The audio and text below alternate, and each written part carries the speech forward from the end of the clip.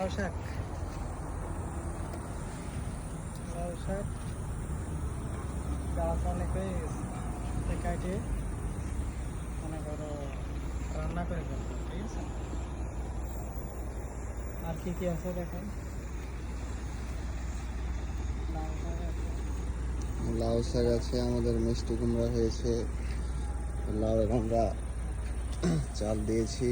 এই মাছার নিচে যে গাছগুলো ডোগাগুলো হয়েছে না, হ্যাঁ, এগুলো কাটে দিচ্ছি, গাছ অনেক বেশি হয়ে গেছে, ঠিক আছে, এই জন্য এগুলো কাটে দিচ্ছি।